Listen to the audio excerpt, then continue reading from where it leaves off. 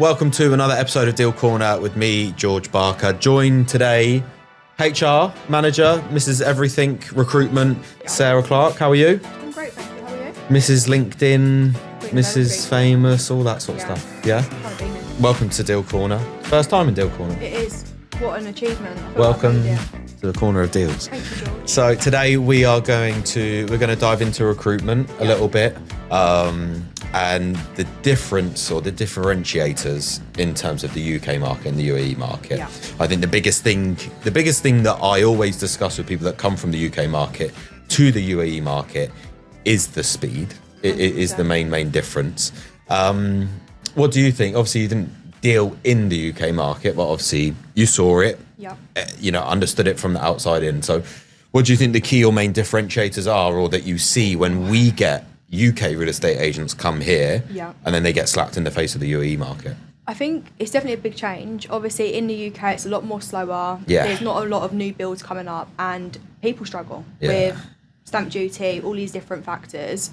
Obviously, I was paralegal for a bit in conveyancing. Yeah. So from that, the process in itself, from handover, exchange, whatever it may be, it's a long process. Yeah. All in all, it takes 3 to 4 months. Yeah. Whereas over here, it's like if you agree on something within a week, you could. It could be done. Exactly. I think what I like most about the UAE market and what is most different specifically to the UK is just the commitment. Yeah. It's the commitment. Are you going to buy this? Yeah. Okay. Right. It's like secondary market. Are you going to buy this? Yeah. Write a check for 10% of the whole value in your personal name. Mm-hmm. Put that down. It's going to be linked to a digital online contract, which is RERA registered and a legally binding contract. You want to go ahead and do it? Okay. And you both sign in, you go ahead and do it. And then obviously the issue with the UK system, and one of the things that I would just love to change, but I don't know how you could ever change it, is obviously the chain process as well. Being linked and being linked. It's a market that's gone on for years and years and years. Yeah. You can't just press pause and go, hold on, we're going to tweak this. Exactly. We'll get back to you and let you know what we're going to do. Because as a UK real estate agent, that was the most depressing thing. Yeah, it's like you're relying on the next person, and then before you know it, it's like, well, that's falling through, so back to drawing board. And you get a phone call and it's like, that someone's in the middle of a chain of 5-6 houses that you've got, and you go, well, that's like a big chunk of like our pipeline right now. Exactly. And then Linda calls you up and she says that her and Gary have had a chat. Yeah. And it's not quite the right time for us to move right now. And you go, okay, of course I respect that, but I've got 5 or 6 other people to call to say right now it's not happening until we refill this position in the buying and selling. So is there anything more you can give me? Because I've got a few real disappointing phone calls to make. And it's very disappointing. You want something tangible to say, right, I've got 4 or 5 really bad phone calls to make. People are going to be very, very stressed. Like, what can I say to them? Because it is massive. It's stressful. Like with the UK, I feel like property, it's like one of one. Every property is unique, whether it's layout, plan, whatever it is. But over here, if something falls through, it's like, okay, try the next floor or try the next one next door. And every property is uniform to each other. Whereas in the UK, it's like, that's what you see is what you get. That's it. Yeah, no, there's a relative copy and paste format to so much of Dubai. Yeah. And that's when you really do come into the real value of Palm Jumeirah, of Jumeirah Bay Islands, wherever you're looking. The individuality right at the top end of the market, that's where it really stands out. When it comes to agents, what do you see the biggest differentiator? Because I think ultimately, what do you see? Do you think people expect more of a service in the UK, or do you think people expect more of a service in Dubai in terms of the buyer and the seller, the paying customer paying the fee? Who expects more, do you think? Good question, to be fair. I feel like it both has its pros and cons. I would say, look, personally, from my point of view, in the UK market, it's a much longer process. Yeah. You're usually dealing with people for a much longer time. Mm-hmm. And they're in your business day to day, they're in your life for a longer time because it's a longer period. Yeah.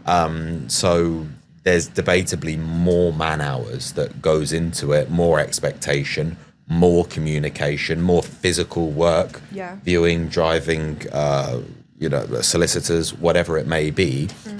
Just a lot more goes into it for a hell of a lot less money. Yeah. And that's why everyone's coming to Dubai, because Dubai generally over the UK is just a much, much more positive place right now. 100%. But also the one thing that the recruiters, lean on in Dubai, like yourself, and the one thing that it's very, very important to highlight is, okay, if you're an agent, if you're into property, if you think you have a good understanding, if you think you have good value and good service to add to buyers, to sellers, come and do it in Dubai, please. Because here, the buyer pays 2% and the seller pays 2%. And that's your line, that's your hook to get people over the line, to get them on the plane. As well, I find people that come from the UK with the background of real estate, it's definitely a shock when you come to Dubai. Because in the UK, obviously, you approach the agent, you go down your local high street, you kind of pop in, oh, I want to sell my house. All right, we'll come around for a cup of tea. But over here, it's the complete opposite. And again, where things are so fast-paced here, which is a good thing as an agent, because the more deals are going to happen, but it's definitely a shock to the system, because it's like trying to keep up compared to the UK, where it's like, sit down, have a cup of tea, that'll close in 2 to 3 months, or whatever it may be. So. Yeah, exactly. And I think, don't get me wrong, some people come from the UK and they're really, really well equipped. A lot of people that maybe come from, let's say, if they've been doing real estate in central London or central Manchester, something like this. Because in central London, in say central Manchester, you have off-plan projects now, we have high-rises, and, at home, in the little towns that I'm working in, okay, yes, you sell new build houses and people do buy something before they've actually got it, but you can go to the show home and you can walk up the stairs of what is actually going to be your house, because the first floor is done and the second floor is about to be done and the roof's about to go on. But that is totally different to central Manchester, central London, speaking to a Russian investor, an Indian investor coming from overseas and looking at locking down a whole floor. That's exactly what you're going to do in Dubai, and you're going to get paid the privilege for it, because developers over here will pay 2, 3, 4, 5, 6% directly to you. So if you've done that in central London, central Manchester, somewhere like that, you'll understand the aggression that comes with selling something that's not ready and selling out. And also you'll understand conversating and negotiating, or everything that comes with the deal, with a different nationality, with someone from a totally different walk of life, someone who's not investing in their hometown or their home country. I think that's probably the biggest differentiator. So people from that standpoint can come and be really, really well prepared. And then also car sales, they usually do well. They understand the speed usually. Or even in terms of like business volume as well. In the UK, it's like someone buying a home to kind of live in for the next 15, 20 years. You don't care about the age of it. Whereas here, it's like every couple of years, people are chopping and changing. And you can invest a lot more compared to UK. And people can afford to invest compared to back home, obviously. So. And it's much more investor friendly in terms of, in the UK, you buy a home. When you've got a bit of extra money ready, if you get to that point, then you can invest. Brilliant. Whereas here, I think it's a much, much different way of life, of like, I live in Dubai. I may or may not be here for forever, but it's very important that I make an investment, because Dubai's positive. It's going in the right direction. The market's really good. I'm going to pick myself up a good deal in whatever area I'm going to buy, off plan, secondary, whatever it is. And even if I'm out of here, then so that the tenant's going to be paying me good rent. I'm going to be making a profit on my mortgage repayments or my post-handover payment plan, whatever it is. So it's much more forward thinking, and less that old generation of, oh, you're 21, 22 now, you're looking at getting yourself a mortgage and get yourself tied in and get yourself tied down by ridiculous payments. When you do see people, I guess, from like, let's say from a candidate point of view, whether they're coming from real estate, whether they're coming from car sales, whether they're coming from no sales, whatever background they're coming from, what's Sarah's top list? What are you looking for? What do we want? I feel like it boils down to each and every person, right? So obviously communication is key, because it is the main part of the job. And the type of person they are, because real estate is not for everyone. It's not for the weak-hearted or whatever it may be. So someone who's driven, motivated and hungry, because there'll be days where you think, what am I doing? Things are falling through, but it's about pushing through, motivating yourself. But I would say mainly communication, Dubai experience, It's nice. It's nice to have, or even just been on holiday to Dubai. Yeah, So having an yeah. understanding of different areas. Scares what me it's like. when you're like, oh, this candidate's like coming or whatever, and we have a chat with them, and then like you speak to them on a Zoom call or whatever, and it's like, so you're gonna plan and like you're gonna come have a little like you've been on holiday, or you're just gonna come have a little look round or whatever. Go, nah, I'm just gonna do it, and you're like, oh my god, like that scares the hell out of me. Don't be wrong, like people have come Good on you. It's worked, yeah, but at the same time, I feel like it's good to kind of explore where you're going. Yeah. Is it for you? Yeah. Can you fit in? Do you see potential? I think probably less and less though. Yeah. As Dubai gets more and more popular, it's like, well, like millions of the guys are over there, so I'm sure it's all right. Exactly, like I understand that, but even with Dubai being as popular it is, especially amongst expats, British like us, still worries the hell out of me. Just like to move to another country you've never been. Yeah, it's quite crazy. Scary. But yeah. So like from like a candidate point of view, totally. Like communication, all those sorts of things. The biggest thing that I've seen that is amongst all of the best agents that have been doing it for a while, and the people that hit the ground running, or not always hit the ground running, but eventually get themselves to doing well and becoming a good agent, is how much that person respects and values their own time. Yes, agreed. The more that people block their own time, the more conscientious they are with every minute of their day, with every meeting, the better the agent. That is literally it. That's like literally like part of the whole game. And because it doesn't just come down to like, how did I spend too long on that viewing, or did I spend too long with that client? It's before that. Okay, I'm going to see them at 4:00 today because I've arranged it. What do I want out of that meeting, and how long really am I going to allocate to it? Because what do I think I'm going to get from it? 100%. Like how much do they deserve of me right now? Because I'm like a professional financial advisor, property advisor, whatever the hell you want to call yourself. And I think that is the biggest thing for me. You know, the agents in my team that I love and probably respect the most are the ones that probably give me the hardest time, because they just don't take no for an answer. 100%. Whether it's, George, like, can you help me with this data, or like, what do you know about this off-plan project or whatever? And like they're keeping me on my toes and testing me every day, which is great and like hard work, but at the same time they're brilliant, because that's exactly how they are with their clients. Of like, okay, so where is the cash? Okay, so when do you want to make a decision? Have you got a pre-approval? Exactly. Don't get me wrong. There's ways that people ask those questions, and they ask them in a nice way, but they ask them in a very direct way to be like, look, I'm happy to help you, but I need to understand how you need help, because I'm not just a tour guide. And this is it. And I think where the market moves so quick, there's not time to waste. Where in the UK, you can sit in it for a week or two, take your time. Here, you do have to move quick, which obviously is a good thing. But then if they haven't got a pre-approval, then is there much point in that viewing, because it might be a few weeks until they get a pre-approval.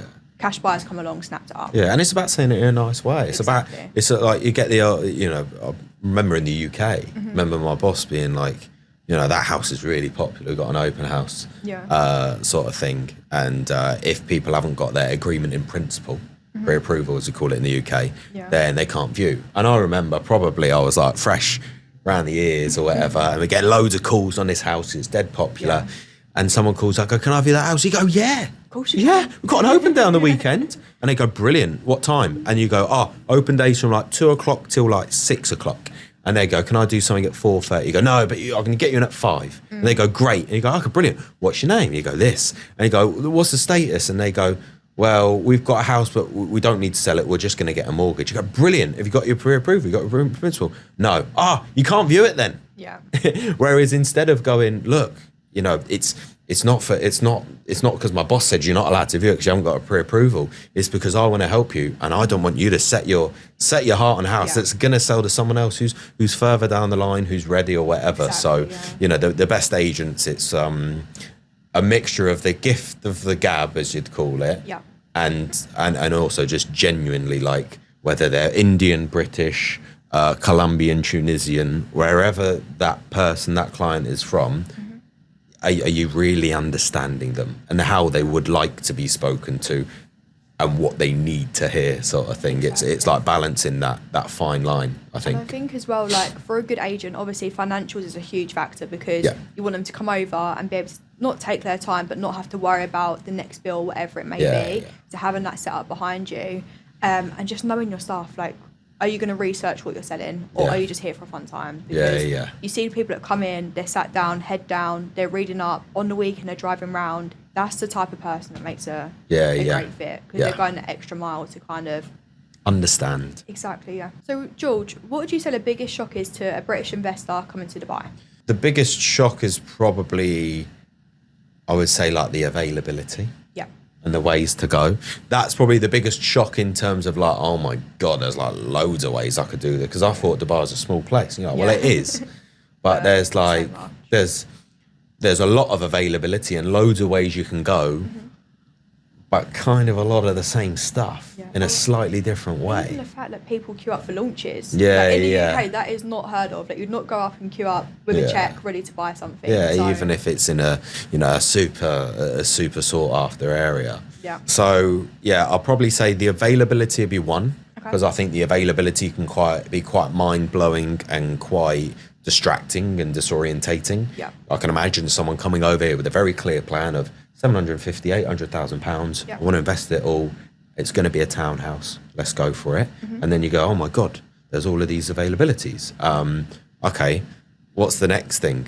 Developers, what's the differentiator? Locations, developers, amenities, all these sorts of things. So I'd probably say the availability would be one. And then also, look, payment plans isn't a massive thing in the UK either. You know, investing off plan obviously isn't a massive thing in the UK, but having a payment plan, you know, I had an investor, it's like 2 years ago, and he was buying something with a post handover payment plan with me. So it was ready. And it took me a while to explain to him that there was no interest. I think 100%. I think I've probably told this story before. He's a bit of a character. Because I feel like, especially in the UK, there's interest, taxes on every single thing you buy. So I think the fact that you can buy a property, pay a payment plan, exactly, with no interest, it's like, what's the catch? Because it's very much like, okay, the unit's ready. I can get like a small mortgage on it. So I think it was like 3 or 4 years post handover. So you're getting a small mortgage, and then it's like, well, let's can I change that figure a bit? Can I change that number a bit? It's like, well, no, he went to EMAR and, like, you know, he negotiated whatever he could negotiate, which is pretty set with EMAR.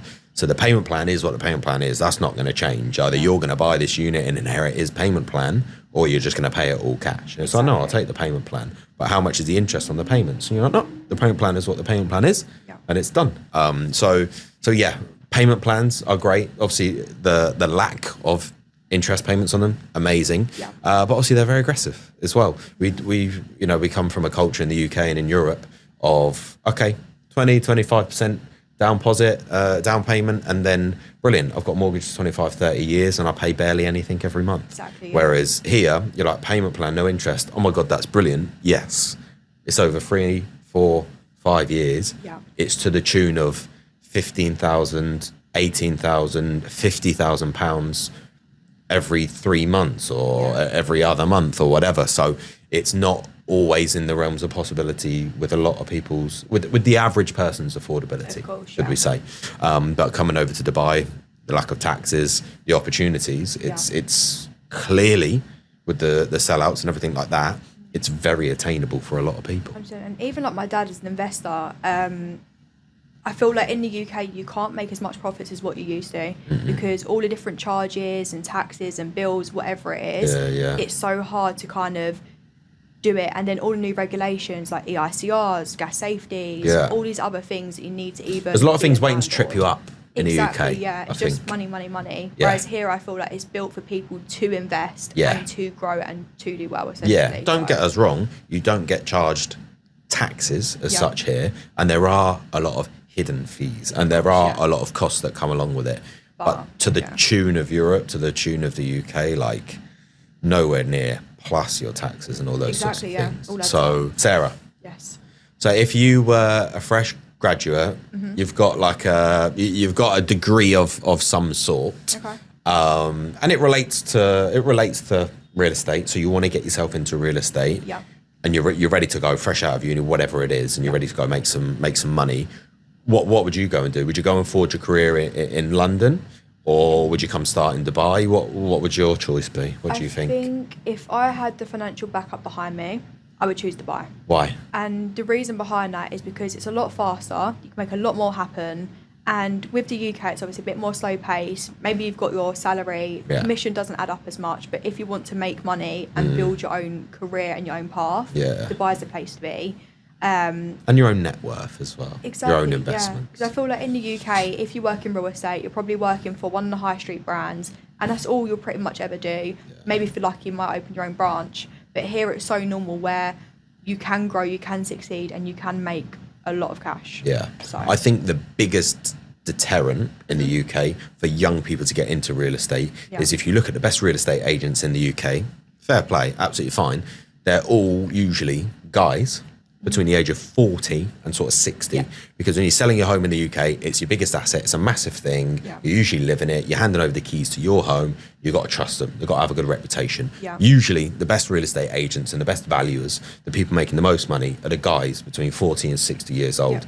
In, like I said, these central areas like central London, central Manchester, it's coming a bit younger, and the social media thing's coming into play. But one thing that I for sure combated was, you know, when I was in real estate, I remember one of my old bosses being like, I used to come in shirt, tie every single day. And one day, I think when I just started going into valuation stuff, I was like, take the tie off. And I was like, why? Relax. Like my old office, like if I wasn't wearing a tie, like I would have got told off or that sort of stuff. He's like, take the tie off. He's like, you look about 14. You look like you're going to school. You look like it's tied on too tight. And then like the suit doesn't fit and all those sorts of things. So like, looking a little bit more mature and things like that was that way in the UK. Whereas I feel like here, it's more based on how aggressive do I think you be and how much energy do I think you've got. Exactly. Like, do you know your stuff? Yeah.